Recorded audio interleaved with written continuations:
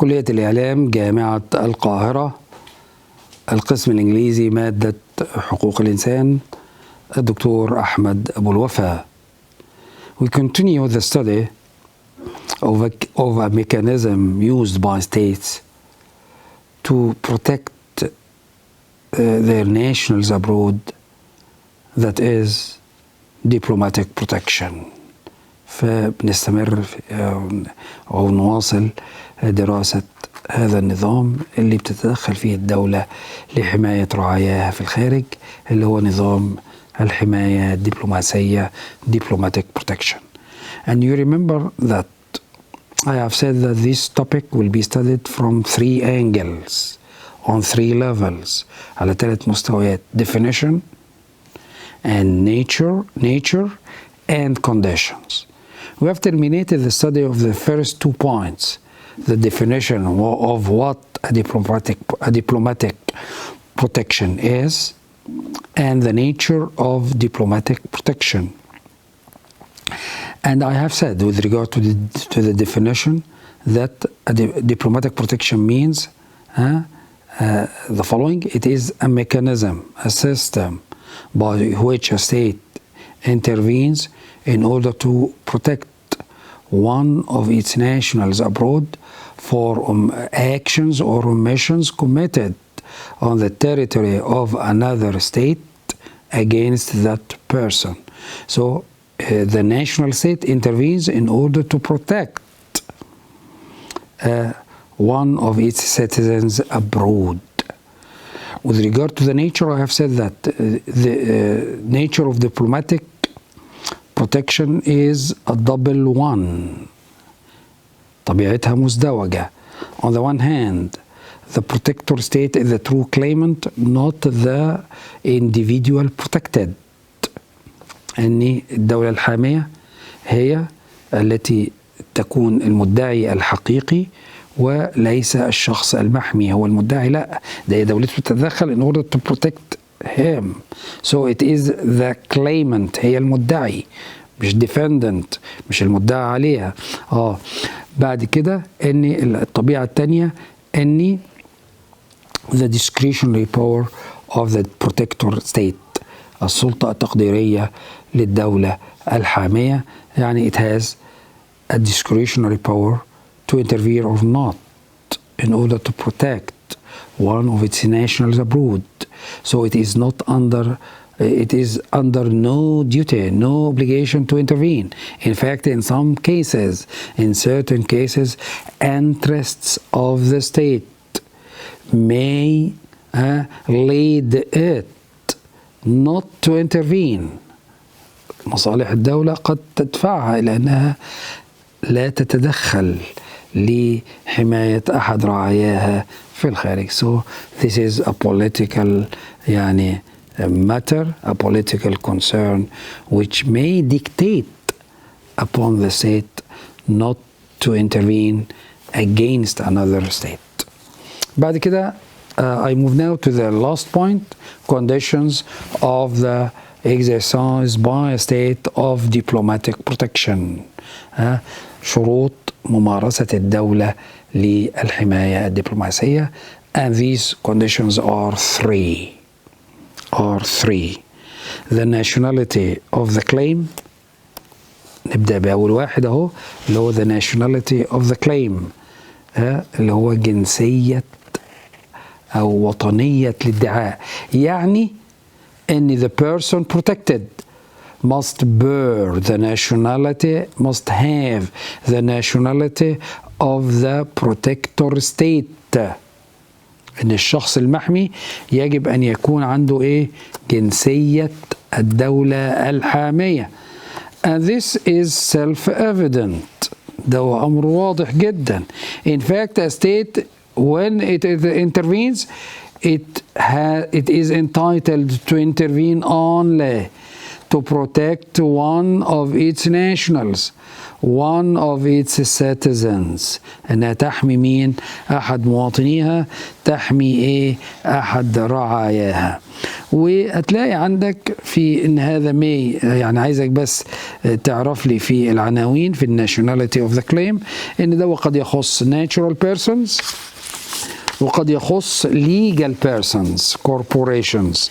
فالعناوين فقط تحت هذا ان هي ايه، يعني ايه اللي انت تبقى عارف ان diplomatic protection may concern natural persons or legal persons اللي هي corporations بنسميها في الانجليزي عنوان فقط.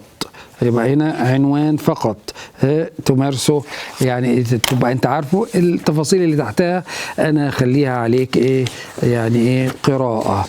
يبقى اذا with regard to the nationality of the claim, this intervention or this exercise by a state of the diplomatic protection may concern all national persons, be they natural persons or legal persons اللي هي بنسميها corporations. يعني natural persons الأشخاص الطبيعية اللي هم إيه human beings الإنسان، أو legal persons الأشخاص المعنوية أو corporations زي الشركات أو الجمعيات أو غيرها.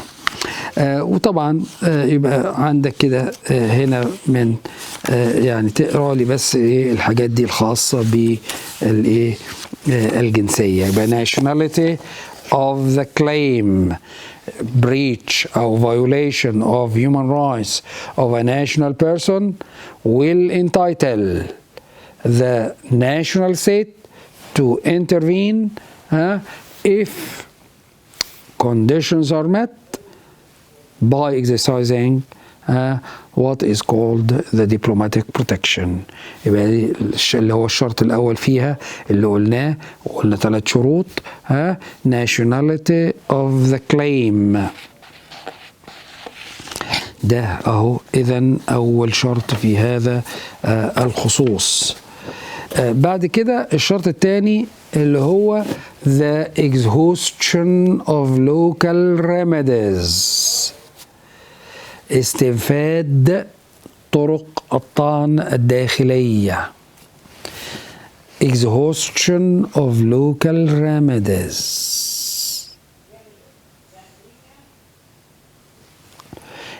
In fact, a state is under no obligation to intervene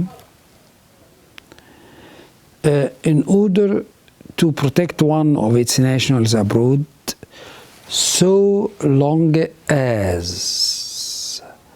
local remedies available to the injured person have not to be exhausted. يعني ايه؟ يعني احنا قلنا ان الدولة ليها حق حماية رعاياها في الخارج، بس هي لا تستطيع أن تتدخل إلا after exhaustion of local remedies by the injured person، إلا بعد ما يكون الشخص ده استنفد طرق الطعن الموجودة في الدولة اللي هو فيها في الخارج. واخد بالك؟ يبقى وطبعا ايه هي اللوكال ريميديز؟ Local remedies are those legal remedies which are open to an injured person before the judicial or administrative courts or bodies, whether ordinary or special, of the state alleged to be responsible for the injury. يعني عندك انت بره وقع خطأ وعندك طرق انتصاف إدارية أو قضائية، فارفع الدعوة قدام المحكمة أو روح للسلطة الإدارية أو التنفيذية، الوزير أو غيره، وكيل الوزارة أو غيره، أو قدم طلب أو شكوى عشان يزيلوا الانتهاك الواقع. يبقى تبدأ يجب عليك أن أنت تفعل هذا.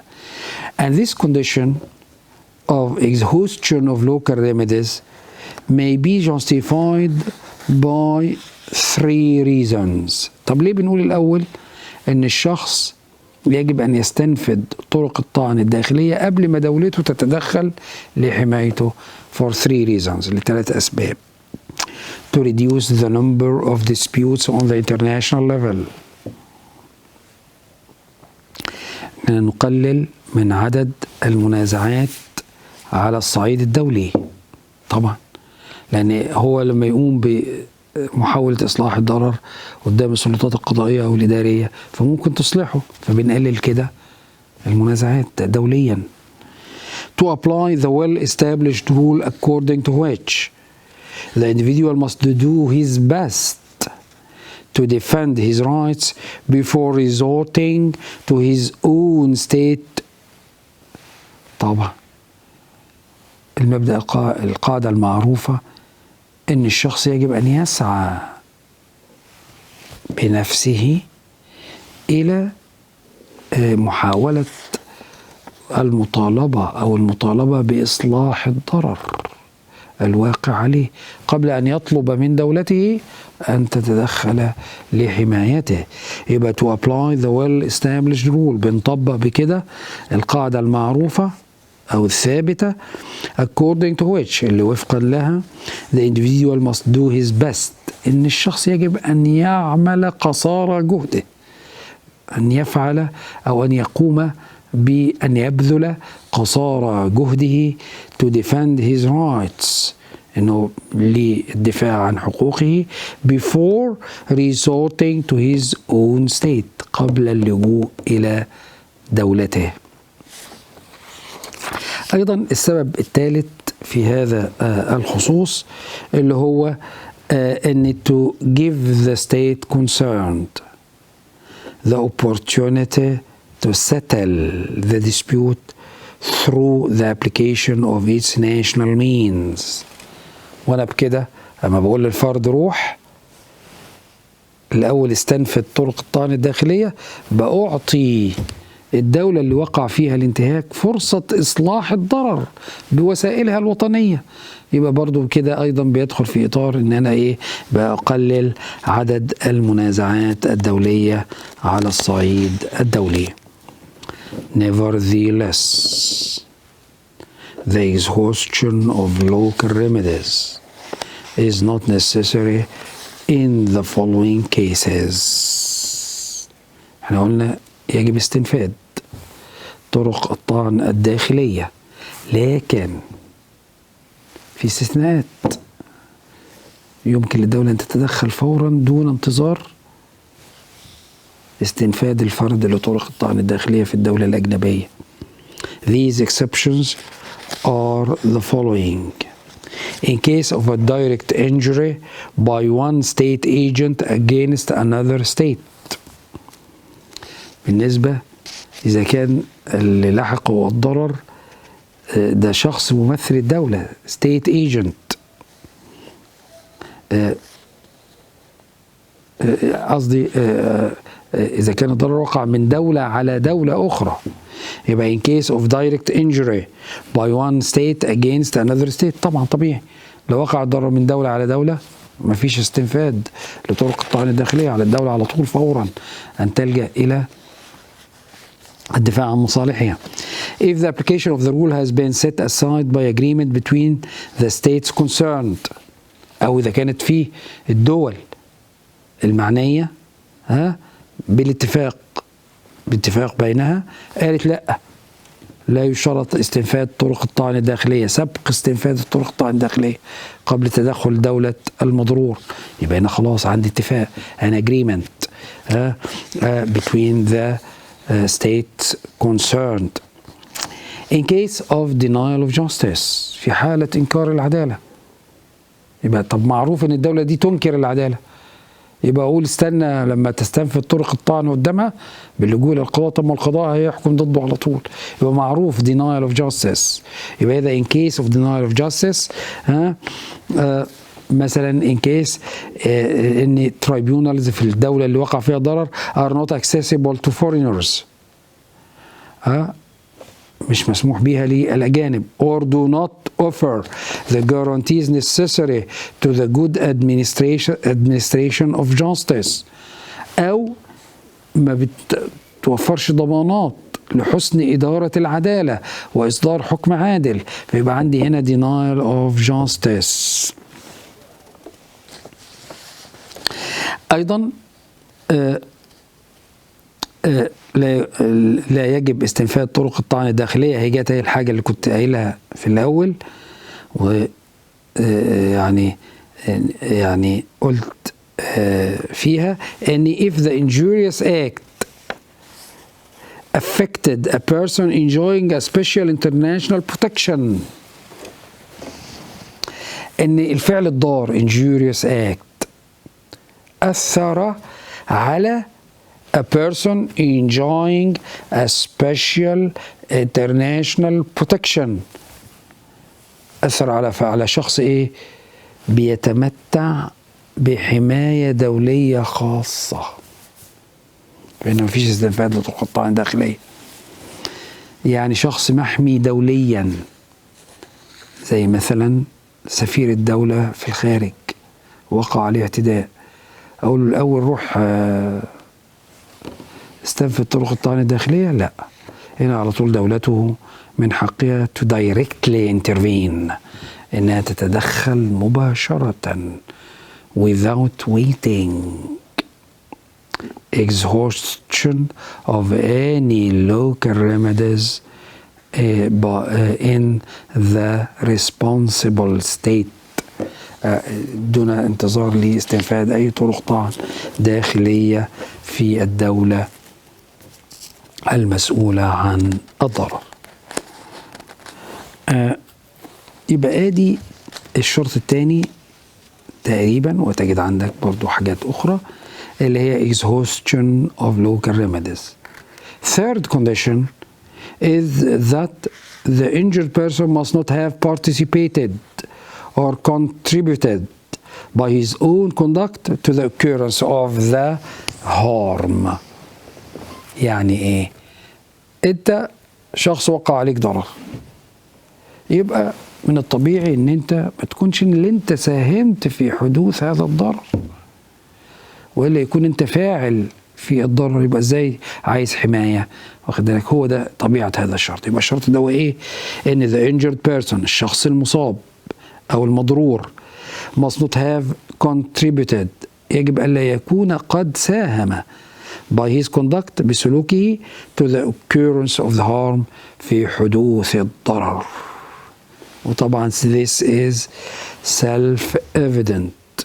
In fact, commonly, if the injured person contributed through his conduct to the occurrence of the damage, his state will not have the right to have recourse to the mechanism of diplomatic protection. صح، إنه لو هو اللي ساهم يبقى دولته ليس لها الحق في أن تلجأ إلى نظام الحماية الدبلوماسية due to his unclean hands، لأن يعني أيادي هذا الشخص غير نظيفة، يعني ملوثة بالفعل الضار. ودي عندنا في القانون اسمها نظرية the clean hands theory، نظرية الأيادي النظيفة. واخد بالك؟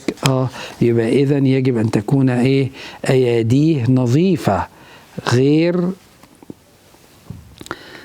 ملوثة بالفعل الذي أدى إلى حدوث الضرر، وده وهو يعني clean hands theory، أو إن the person injured أو the injured person must not have participated أو contributed by his own conduct in the occurrence of the damage. يبقى ادي those are the three conditions necessary for a state to intervene in order to protect one of its nationals abroad: the nationality of the claim, the exhaustion of local remedies available in the foreign state, and finally the injured person must not have participated, contributed by his own conduct in the occurrence of the damage. ناقص لي نقطتين هنا بسرعة هقولهم، اللي هم حاجة اسمها the Calvo clause وحاجة تانية اسمها the functional protection. Calvo clause يعني ايه؟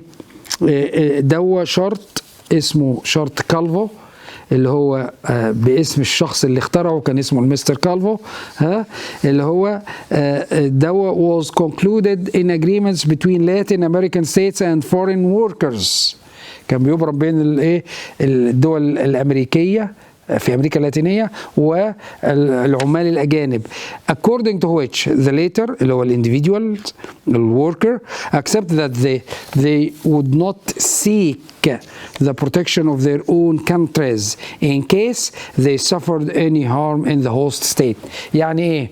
يعني كان بتبرم اتفاقية بين الدول في أمريكا اللاتينية والعمال الأجانب إن هؤلاء العمال بيتنازلوا عن حماية دولتهم إذا وقع عليهم ضرر في الدولة المضيفة.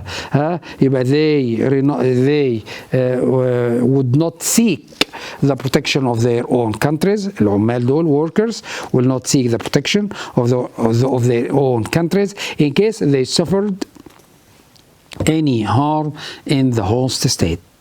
طبعا this clause was not accepted by courts, by states of the nationality of workers. ليه؟ Why? Because the right of diplomatic protection is a right of the state, protector state, not of the individual. حق الحماية احنا لسه قايلين ان هو ايه؟ حق للدولة ايه؟ الحامية اللي بتتدخل للحماية، يبقى مش حق للفرد. يبقى إذا الفرد ما يقدرش يتنازل عنه لأن فاقد الشيء إيه؟ لا يعطيه، صح ولا لا؟ يبقى إذا it is a right. Why it is not accepted? Because the right to diplomatic protection is a right for the protector state, not for the injured person, and accordingly the latter is not entitled to waive this right. ليه؟ Because he has not this right, and accordingly one cannot give what he has not. اللي هو الشخص لا يعطي ما لا يملك، يعني فاقد الشيء لا يعطيه، يعني لا يمكن أن يتنازل عن هذا الحق اللي تتنازل فقط دولته. ولذلك قلنا ان ممكن exhaustion of local remedies ما يكونش في حالة ايه؟ ان في اتفاق مثلا بين الدولتين على كده. النقطة الثانية اللي هي الفانكشنال بروتكشن. والفانكشنال بروتكشن احنا اتكلمنا عن diplomatic protection. ايه بقى فانكشنال بروتكشن؟ فانكشنال بروتكشن دي خاصة بالحماية الوظيفية بالنسبة للموظفين الدوليين في المنظمات الدولية.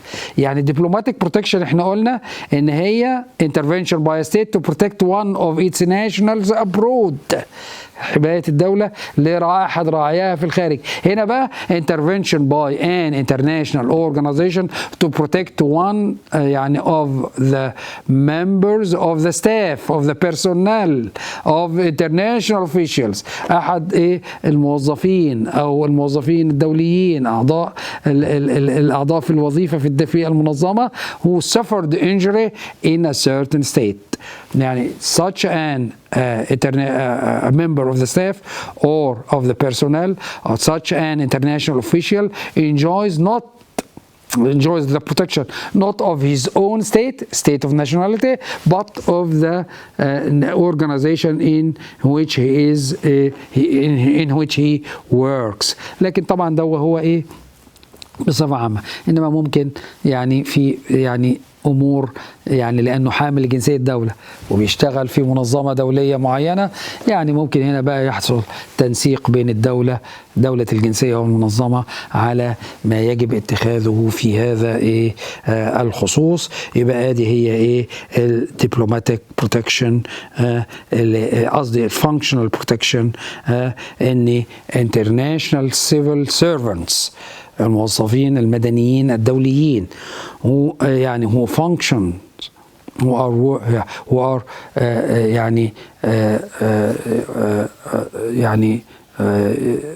international officials موظفين دوليين in an international organization enjoy the protection of that organization, and because they are يعني officials, members of the staff.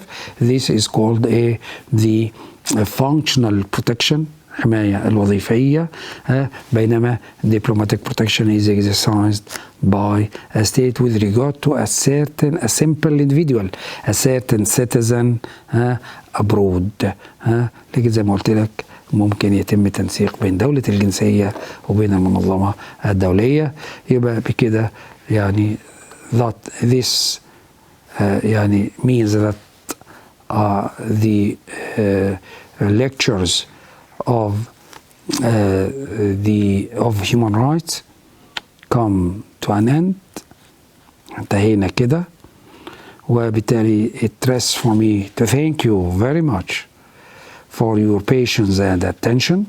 أشكركم على صبركم و يعني عنايتكم ورعايتكم ووصلتكم في التعاون معايا بحضور هذه المحاضرات. So I thank you for your attention and patience, and I wish you good luck. والسلام عليكم ورحمة الله وبركاته.